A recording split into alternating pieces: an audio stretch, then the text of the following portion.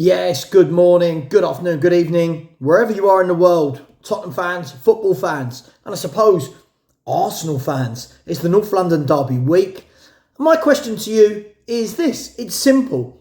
Who is this win more important to? Who has this game now become bigger for? Now, why do I ask this question? Savva, we're only 3 games in. I see it a lot in all comment sections. We're only 3 games in. Well, 3 games in or not, form starts to shape. Points start to get lost. Teams start to pull away. And that's not just for Spurs, that's for everyone in the league. And this game has taken on a huge significance, more so than I thought it actually would at this stage of a season. If we're going to be brutally honest about this, lots of Spurs fans, listen, I was guilty of this. Absolutely, this guy, guilty of this. Lots of Spurs fans, we sat there and we said, God, Leicester City, 3 points. Yeah, Everton, 3 points. Newcastle, definitely a point, if not 3 points. Spurs fans, we were predicting 7 to 9 points from the first 3 games, and it's not materialised. Now, it's not a drama. We're only 3 points off that 7, if that's what we want to do. We're only 3 points off that 7. However, what it does do at this stage in the season, it makes an already massive North London derby even bigger, right? Let's be brutally honest about this. The North London derby, it's the one fixture that Spurs fans, we wake up on the day of the fixtures being announced, and everyone's, oh my God, we've got Arsenal on this date and this date. And it just so happened that for this season, for the 24-25 season, our second home game, Arsenal at White Hart Lane. So, okay, here we are. Now, is it a good time to play them? Some might say, oh, it's better to play a team like Arsenal, who probably will be title challengers. It's better to play them at the beginning of the season. They're in no form. There's no rhythm to their play. They're not fired up. No one's in form. Okay, cool. Or you could say this is a bad time to play them because we don't want our confidence knocked this early in the season if we lose. We don't want that. We need points on the board. What our beginning to the season has meant is that this has now become such a big game because lose this and we're stuck on 4 points out of 12. And it's been a very, very poor start to the season. Win this, 2 sides to every coin, win this. Now all of a sudden we're fired up for the season. We've got 7 points out of 12. All right, could have been 9. We've got 7 points out of 12. We've kept in touching distance with those above us. And we've got the win against Arsenal. A big home win against our rivals. So this game, for me, takes on huge magnitude. It really, really does. But not just us. This is hugely significant for Arsenal as well. Now, I'm sure the Arsenal fans will agree. They're not going into this game in the shape that they would like to. They had a brilliant start to the season, a comfortable 2-0 win against Wolves, followed by a win against Aston Villa. Wasn't the easiest game, but a win away at Villa Park is a great result for any team in the league. It's a great result. And then Arsenal fans are thinking, right, just beat Brighton at home and we've got a comfortable 9 points from 9. We go into the North London derby undefeated and we could end 4 wins from 4. Now, this is what I love about football. What a long time 10 days in football is. 10 days ago, before Arsenal kicked off at Brighton, they're hoping for those 9 points. They're hoping to go into the international window, top of the table with Man City, and they're hoping to have an easy ride against Spurs. Fast forward 10 days, the injuries start to pile up for Arsenal. Key injuries as well. Odegaard, Rice. That's okay, don't worry, because they've just signed Mikel Merino. He can come in. Oh, wait, he got injured as well. So Arsenal have now got to a stage where, okay, no Mikel Merino, no Odegaard, no Declan Rice for this game. And suddenly it's given Spurs fans a bit of a spring in their step. Sentences like, we've never had a better chance to beat them. This is the best chance we've got. We will definitely win them. I'm seeing people predicting 2-0, 3-0, 4-0. I'm seeing people predict that we'll run all over them. We're going to dominate midfield. I don't quite think it's going to be that simple. Say what you want, Arsenal are a top team who at the back are magnificent. And in midfield, yeah, they're going to have to rotate a bit. But you know what? That's why they have players like Partey, Jorginho, Trossard. That's why they've got those players. These are not bad players. These are very good footballers. But why is this significant for Arsenal? Why is it significant for them? Well, let's have a look, shall we? We talked about why it's significant for Tottenham. And the reason it's significant for Tottenham, we know we've got 4 points from 9. It's not the end of the world. But suddenly 4 points from 12 feels like a really bad start to the season. Now, people can spin it however they want. They can spin it however they want. Players need time to settle. The players are learning the manager's tactics, blah, blah, blah, blah, blah. Bearing in mind, nearly all of the 11 know the manager's tactics. They were all here last year, apart from Odegaard and Solanke, and I can't believe both of them will start. So, 4 points from 9 isn't great. 7 from 12 starts to look a bit better, doesn't it? Then all of a sudden, Tottenham Hotspur, if we beat Arsenal and we get 7 from 12, we've then got Coventry away in the Cup. We've got a bit more confidence. We can go and knock them out. And Brentford at home in the league. Now, all of a sudden, you could say, right, we've beaten Arsenal. We can beat Brentford. We've now got 10 points from 15. We're now going to be in that bunch. Anybody on 10 points after 5 games is going to be in that little bunch chasing Man City. Anybody. And Arsenal could be up there, Liverpool could be up there. But you know my point. Man City will be there or thereabouts after 5, 10, 15, 20, whatever number of games. To be on 4 points or 5 points after 5 games would be terrible. Because now all of a sudden you're 8, 9, 10 points behind the bigger clubs. And straight away it means your season is playing catch up. So the relevance of this after 3 games is massive. I know people will go, oh, it's only 3 games. But the margins are fine. The margins are absolutely fine in this league. Whether that is teams chasing the Premier League title, whether that is teams chasing the top 4, European football, relegation, those margins are tight. So that makes this a very, very big game. Beat Arsenal, I think we then go on and beat Coventry and Brentford. I think the confidence will be flowing throughout the team. Lose to Arsenal, suddenly that tricky tie away at Coventry suddenly becomes even more tricky, doesn't it? Followed by Brentford at home. We should be beating, but they're no mugs. They're a decent team. They've got players in form like Mbeumo. They're well organised. They're hard to beat. They're compact. Not saying we can't beat them, but this is what games like this do. It's about more than 3 points. It's about confidence. It's about mentality. It's about rhythm. It's about flow. For me, this is huge. Now, why is this huge for Arsenal? Why?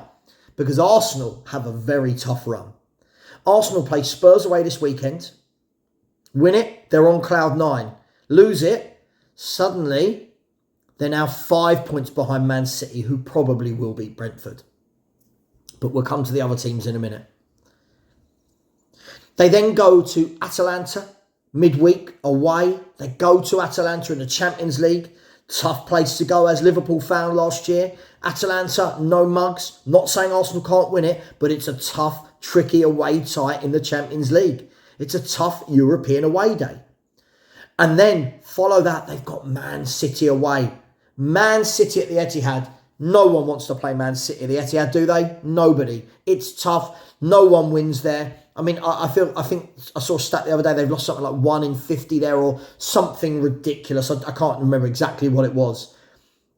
But the ramifications on Arsenal for that are, if they lose to Spurs, then lose to City, they could be 8 points behind Man City after 5 games of football. That's a huge gap.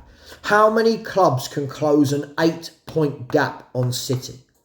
Now, that's just worst case scenario for Arsenal. However, Arsenal beat Spurs, beat City. They're now top of the table and they are flying.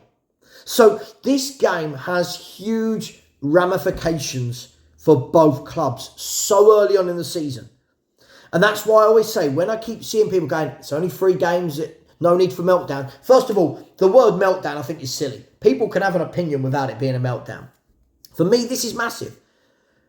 This could be the turning point for Ange and for the season. This could be. And more importantly, for Tottenham Hotspur, this could be a turning point. Beat Arsenal, get the confidence in, and suddenly the feel-good factor in the fan base is there. Lose to Arsenal, though, and don't beat Coventry in the Cup. And all of a sudden, this poor form that we're on, and people will say it's only 3 games, but we've won 1 in 3. If we tail the back end of last season on this, we're not winning many games there either. Suddenly it becomes a little bit of a sticking point of, are we as good as many fans think? We can talk about stats in terms of possession of football, overloads. Saw someone yesterday, field tilt, whatever that nonsense is these days, field tilt. I think people are just using this to justify something. Field tilt, possession won, attacks in the final. We can have all of that on paper. That is brilliant. No one's knocking that. But you know what? Someone taught me many years ago, and they were right now. They were right then. They're right now. None of that matters if you don't win the game. None of that matters. So, huge game for both Tottenham and Arsenal. I'm seeing Arsenal fans sitting there saying, Spurs are beating us. Too many injuries. Spurs are beating us. I'm seeing other Arsenal fans say, I truly believe in this squad and in Arteta's process and in the tactics. I've got no worries. On the flip side, I've seen Spurs fans going, 2-0, 3-0, 4-0. They've got loads of injuries. Then I'm seeing Spurs fans say, doesn't matter what injuries they've got. They've got really good players coming in. They're still going to beat us. Isn't it funny? There's a lot of ways that different fans look at football. For me, I thought Arsenal would win this game. I think the injuries, whilst I think I don't think they make it really easy for us. I don't think they make it really easy. I think it makes it easier, which is a real differentiation between easy and easier. I think it will be a 2-2 draw. I think home momentum and Tottenham, if we've got anything about us, we would have learnt from last year. We would have learnt from the game at White Hart Lane where we went 3-0 down in the first half. That's what's important to me here. Let's see. Have we learnt from last season? Do we have someone man-marking Saka? Or are we going to leave him with acres of space in behind a Dogie and just hope that Van de Ven can get over and mop up time after time after time? Have we and have Ange learnt our lessons? This is the key thing for me. If we haven't learnt our lessons, Arsenal will score for fun. If we have learnt our lessons, it could be a very good day at White Hart Lane. What I will say is this. The last reason why I think this is really, really important for Spurs especially to pick up 3 points, and Arsenal fans will be saying the same their end. Currently, when you look at it, Aston Villa are sitting on 6 points. Arsenal on 7. Liverpool on 9. And Man City on 9. And when you look at who these teams, and the reason I mention them, they're all the teams above us. They're all the big clubs, right? And Brighton are kind of trying to infiltrate that at the moment. Aston Villa, who have got 6 points, play Everton at home and then Wolves at home. They will fancy themselves for a minimum of 4, probably 6 points. That takes them further away from Spurs. So this is what hopefully people are getting this. I'm just saying, if we were to lose that game, these clubs can pull away. Brighton have Ipswich at home and Forest at home. They, again, will be thinking that should be 6 points. Liverpool have Forest at home and Bournemouth at home. They will be saying that is 6 points. And City have Brentford at home followed by Arsenal. They will also think that's 6 points. That is why this game is huge. If those 4 teams I just mentioned, plus Arsenal if they beat us, if they all win those games, Spurs are now climbing an uphill battle after 5 games of a Premier League season.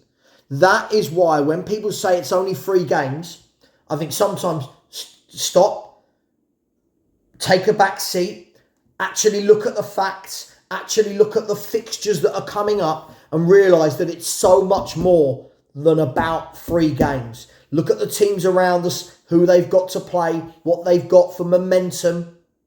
This game is so much more than North London Derby. This game for me either makes this season or makes it very, very difficult to stay in contact in these early stages. And if that happens, we will then be relying on a very, very good run of form at some point in this season to play catch up. 3 games gone, guys. Yep, only 3 games gone. But these are fine margins at the elite level of sport. This isn't Sunday League. So, can Tottenham beat Arsenal? Yes. Can Arsenal beat Tottenham? Yes. Let's wait and see. I'm going with a 2-2 draw. My first thought before the injuries was I thought Arsenal were going to take this 2-1 or 3-1. I'm still leaning a little bit towards Arsenal, but I'm going to go with a 2-2 draw and hope that on this occasion that my heart is right over my head. Take care, everyone. Please like, please subscribe. Thank you for your support. And as always, come on, you Spurs.